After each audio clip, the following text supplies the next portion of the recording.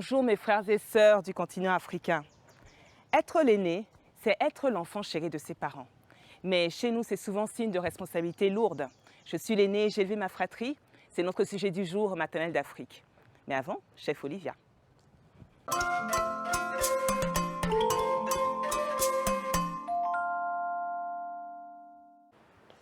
Bonjour Olivia. Hey, bonjour Angela. Comment tu vas? Je vais très bien. Tu vas bien? Vraiment. Je rêve du jour où j'aurai des tenues aussi belles. Bon, écoute. Ça va faire. C'est pas compliqué, il suffit de cligner les yeux et puis, tu vois, non.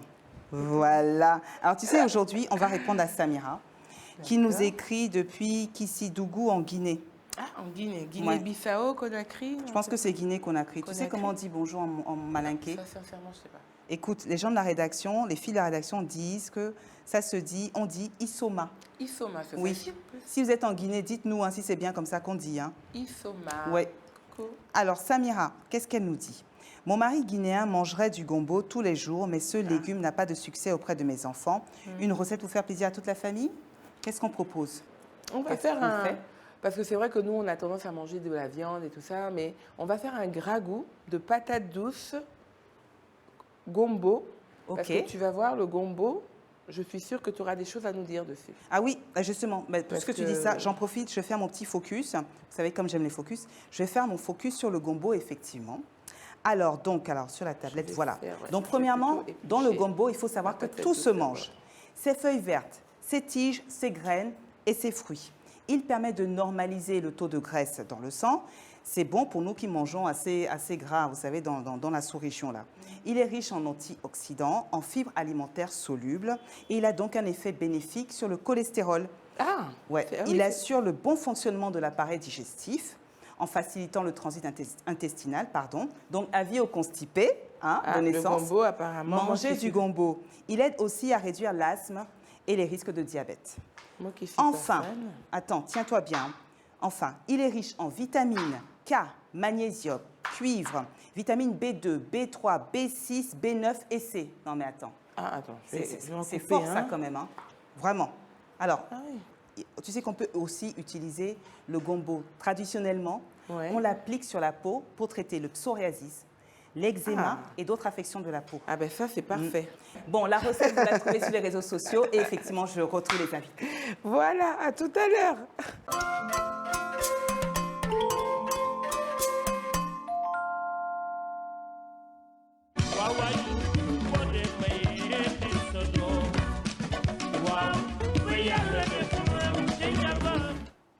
Bonjour, comment Bonjour. allez-vous? Ça va bien. Bienvenue à vous. Merci. Vous savez qui c'est qu'on écoutait là? Youssou N'Dour.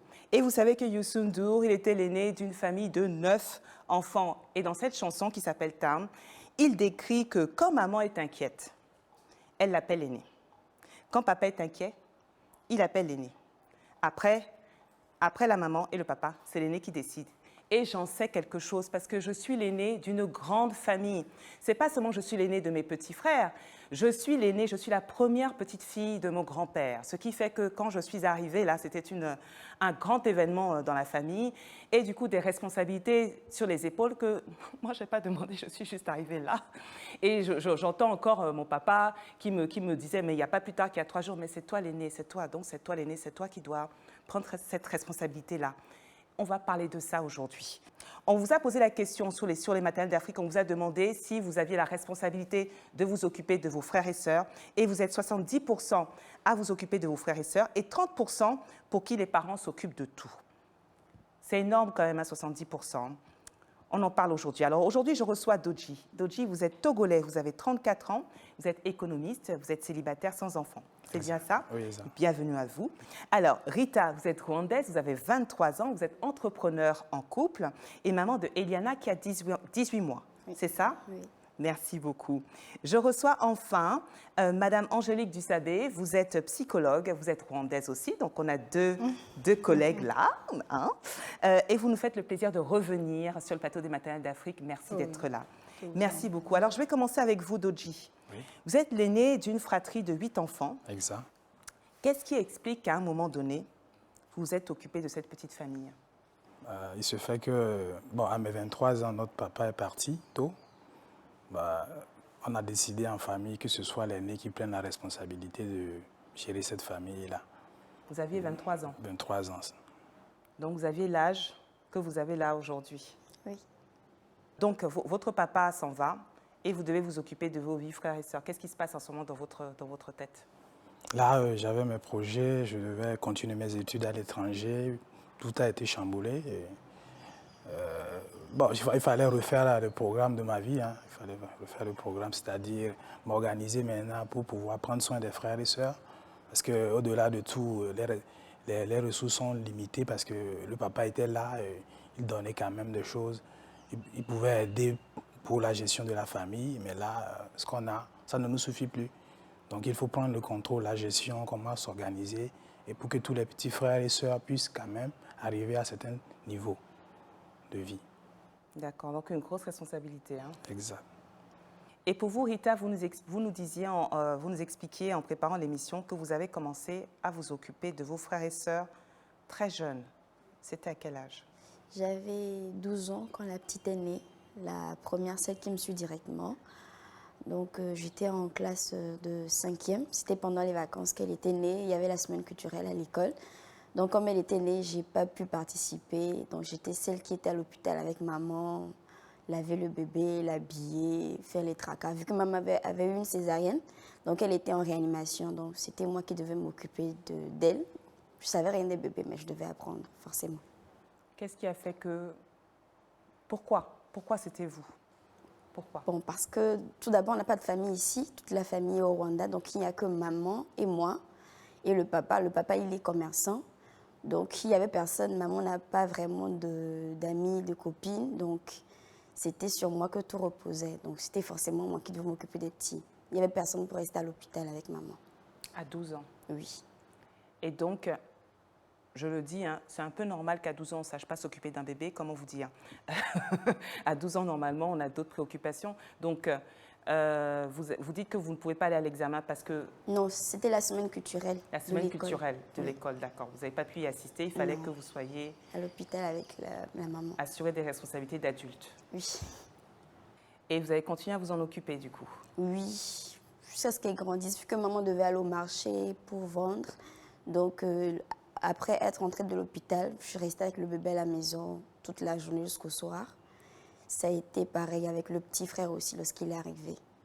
Est-ce que vous vous souvenez de ce que vous ressentiez à ce moment-là? Est-ce que vous vous souvenez? Ou bien c'était juste automatique, vous réfléchissez pas? Est-ce que vous vous souvenez? Bon, c'est vrai que j'en voulais beaucoup à maman parce que je ne pouvais pas sortir avec mes camarades, je ne pouvais pas aller jouer comme les autres parce que à chaque fois que je sortais, j'avais en tête que je devais vite rentrer pour m'occuper des petits où je me disais, mais si je ne suis pas là, maman va faire comment? Donc, j'étais souvent en colère contre maman parce que je ne pouvais pas sortir comme les autres. J'étais tout le temps à la maison avec le bébé et je ne pouvais pas sortir avec le bébé également. Angélique Dussabé, je rappelle que vous êtes psychologue. Là, on vient d'entendre le témoignage de Rita, 12 ans. Quels sont les risques? Enfin, est-ce qu'on peut dire risques, mais quelles sont les conséquences quand on a 12 ans et que tout à coup, on doit assumer les responsabilités d'un adulte ou d'une adulte? Les conséquences, c'est juste qu'on est obligé de sacrifier son enfance pour être à la hauteur, pour devenir adulte de façon prématurée.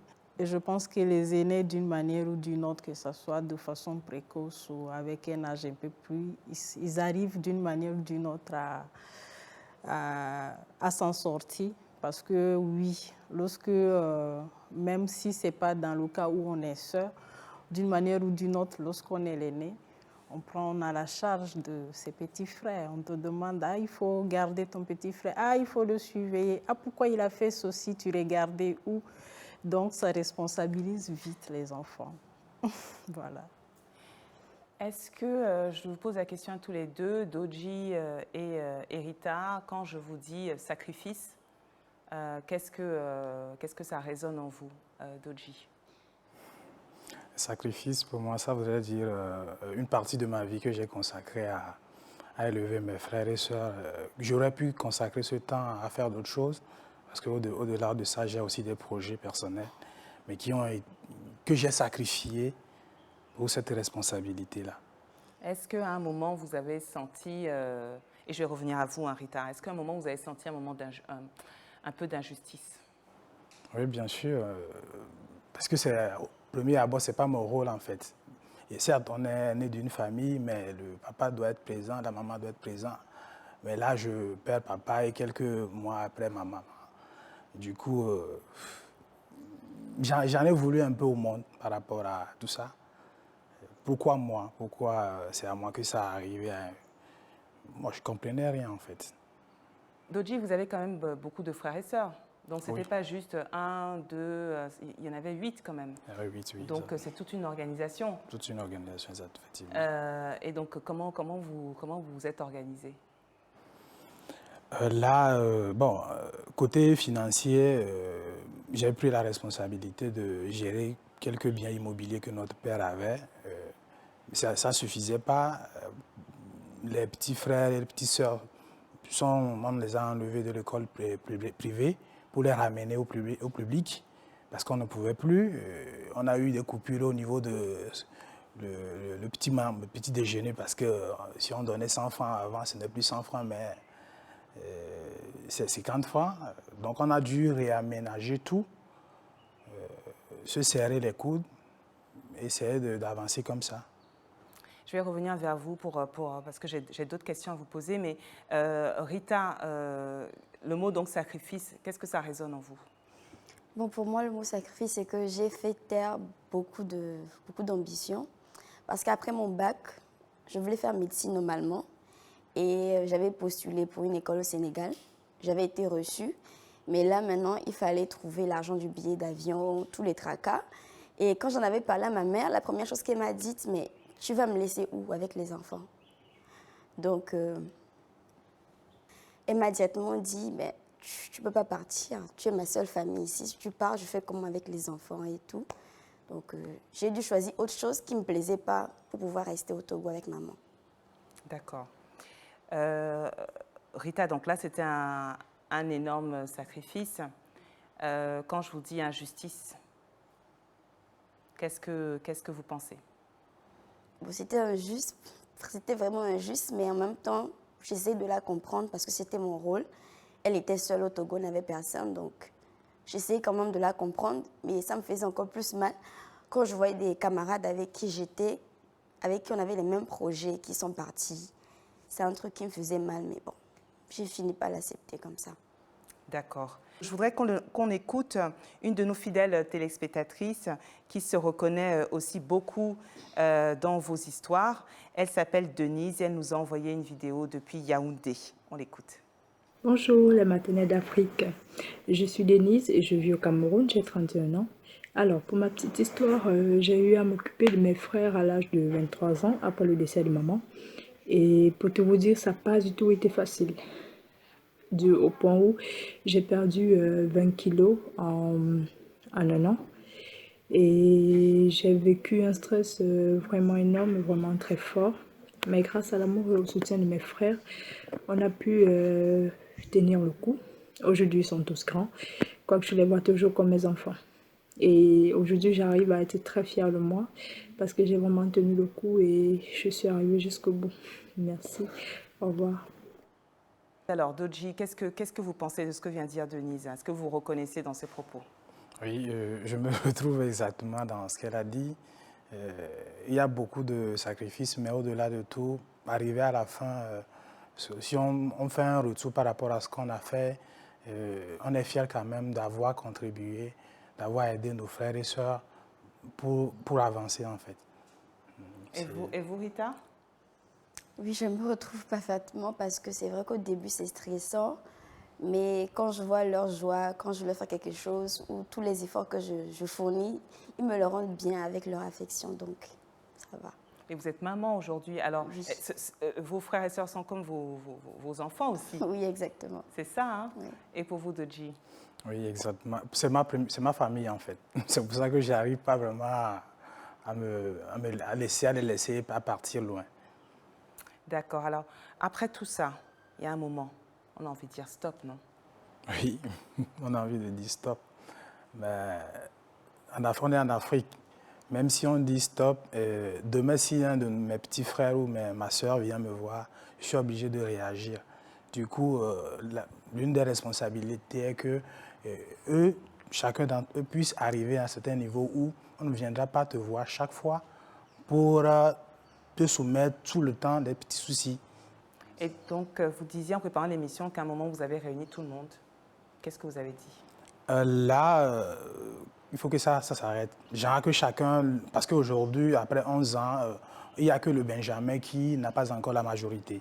Les autres, ça va, ils ont la majorité 18 ans. Du coup, on peut vraiment s'asseoir maintenant, discuter et que chacun prenne ses responsabilités et faire face à la vie. Je serai toujours là, pas loin, mais il est temps pour moi de faire ma vie. C'est ce que vous leur avez dit? Oui. Et comment ils ont réagi? Bon, pour le moment, certains sont contents parce qu'ils veulent retrouver un peu cette liberté-là que le grand frère en tant qu'aîné, que je suis un peu trop dur envers eux. Donc, certains ont bien apprécié, bon, d'autres, bon, ils ne se sont pas exprimés quand même par rapport à cette décision-là. Et pour vous, Rita, donc vous, par contre, vous avez la chance d'être maman. Oui.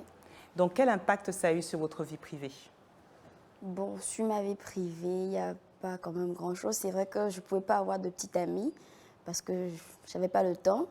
Et aussi, tous mes camarades, ils appellent ma petite soeur mon sac à dos parce que partout où j'allais, elle me suivait. Elle préférait plus ma compagnie que celle de maman. Elle était très habituée à moi.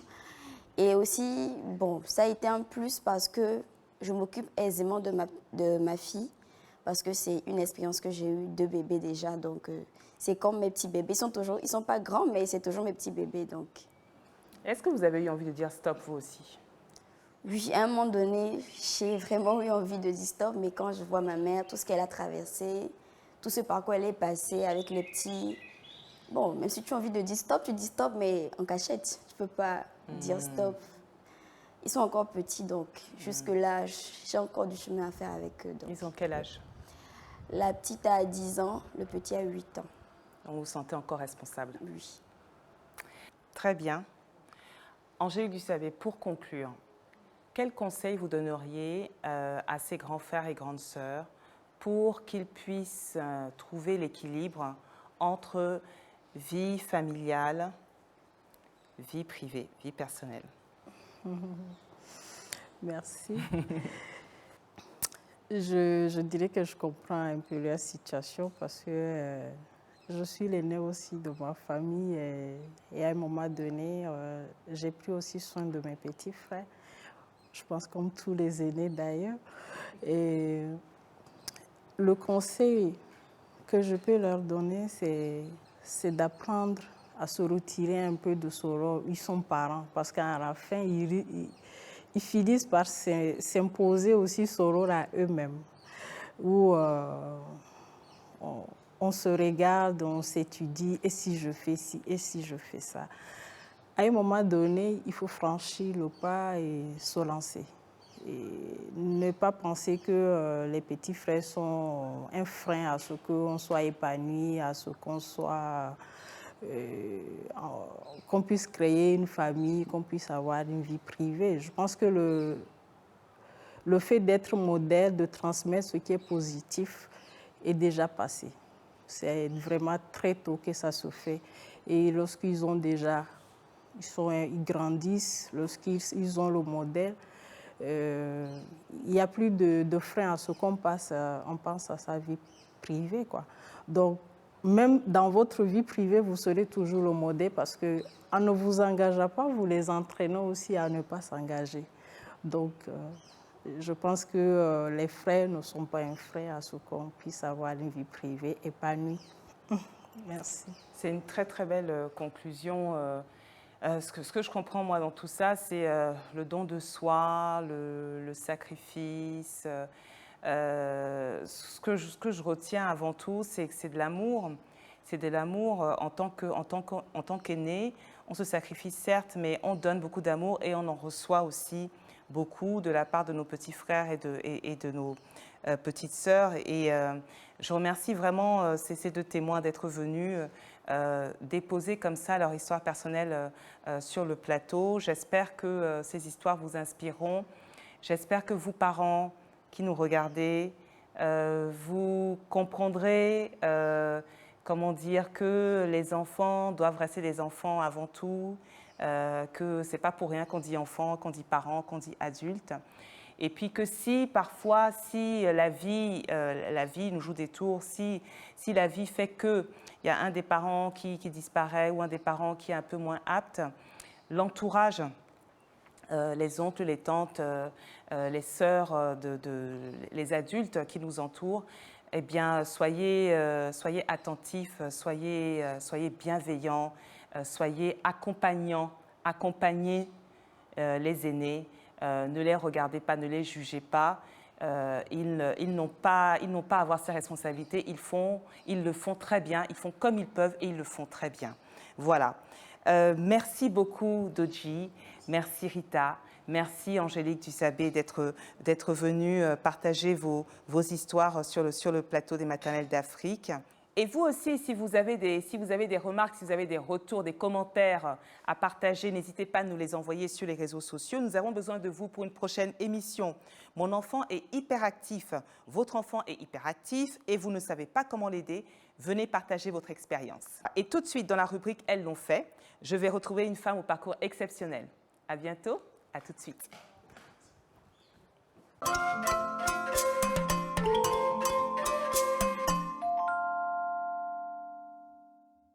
Ah là là, quelle journée. Être une femme, certaines fois, c'est pas facile. Non, c'est pas facile. J'enlève mes chaussures, je me mets à l'aise. Il n'y a pas de souci. Comment allez-vous, maman? Je vais bien. On dit maman chez nous, hein. Oui. Je vais dire maman Mireille. Oui. Comment allez-vous, maman Mireille? Je vais bien. Bienvenue aux Maternelles d'Afrique. Merci. Alors, on a plein de choses à apprendre à vous. Vous avez une histoire formidable. Vous vouliez être médecin. Oui. Alors, Et donc, racontez donc, du coup, vous êtes resté, vous étiez au Sénégal. Oui. Vous faites des études. Je fais mes études primaires, secondaires. J'ai mon bac et puis... Mais alors, du coup, vous vouliez être urologue, mais quelqu'un vous a empêché de le faire. Alors non. Alors quand vous commencez vos études de médecine, vous ne savez pas ce que vous voulez faire. Souvent, on ne sait pas ce qu'on veut faire avant la 4e année où on a tourné un peu partout. D'accord. Et en 4e année, j'ai eu la chance qu'un de mes maîtres me propose un poste en urologie. Et à son retour, il me dit bon, c'est bon, je suis rentrée. Je lui dis ah mais moi je pars pas. Et je lui dis moi je veux rester là. Il m'a dit mais une femme ne fait pas urologie, tu te rends pas compte. Ah bon? Et puis tu trouveras pas de mari. Et puis, Ah oui. je dis oui mais moi c'est ce qui me plaît. Et donc il m'a fait un coup derrière mon dos. Il a été voir sa collègue du laboratoire. Il m'a dit écoute Mireille, tu vas quand même pas nous faire ce coup-là. De toute façon, tu vas d'abord aller faire une spécialité de laboratoire et puis si ça ne te plaît pas, tu reviens. Et donc, j'ai été au labo et la professeure qui était là-bas, je suis tombée sur... Oh là là. Je ne te dis pas. Ah bon? Elle m'a dit, écoutez, la première des choses que vous allez faire, vous allez aller derrière faire la vaisselle avec les garçons. Et moi, il n'y a pas de problème. Elle dit, quand on veut faire la bactérie, vous voyez, Pasteur, il a commencé par laver les assiettes.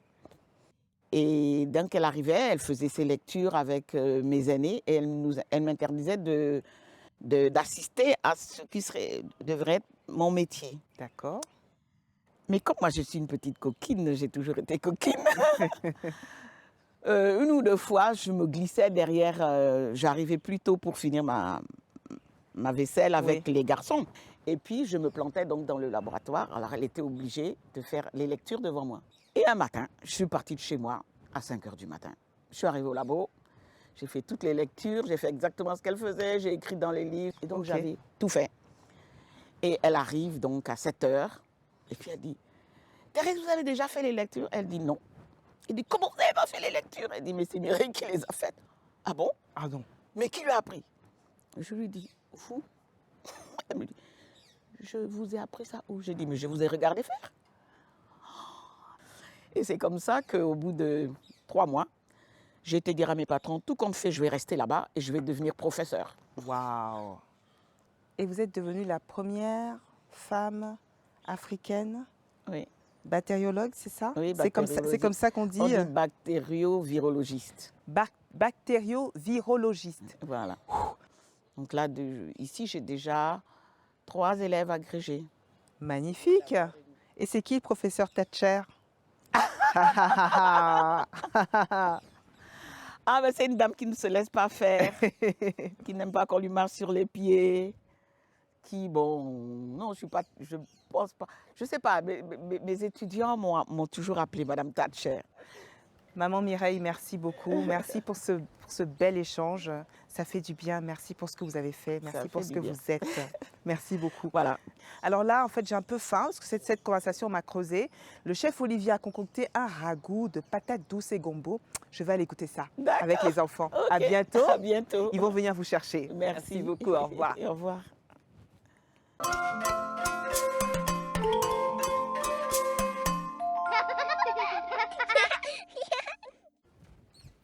Alors, qui c'est que j'emmène? Je crois que j'emmène Noah, Lénie et Chadé. Venez avec moi. Viens, Chadé, viens avec moi.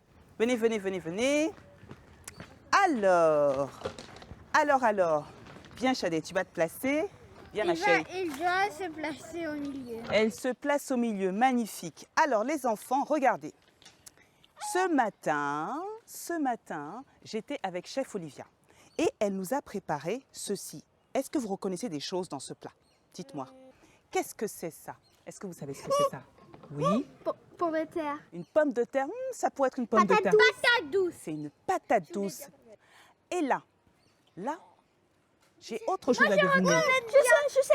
Oui, Poivron. un poivron. Ah, ça pourrait être un poivron, mais non.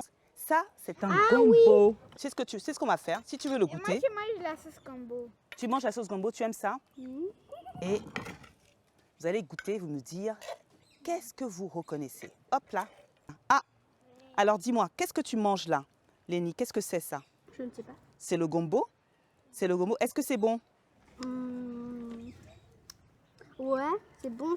C'est formidable. Alors écoutez, si vous voulez retrouver cette recette, vous n'hésitez pas à aller sur nos réseaux sociaux. Si comme Samira, vous avez des questions à nous poser, vous n'hésitez pas à les envoyer sur les maternelles d'Afrique, Facebook, Twitter, Instagram ou encore YouTube. Les maternelles d'Afrique, c'est fini. Je vous dis à bientôt. Prenez soin de vous. Et comme on dit en malinké, en Guinée, je crois, c'est Miyaï. Est-ce que c'est bien ça? Dites-moi, envoyez-moi un message pour me dire si je l'ai bien dit ou pas. Ok? Bon, alors moi aussi, je vais goûter parce que je suis sûre que c'est bon.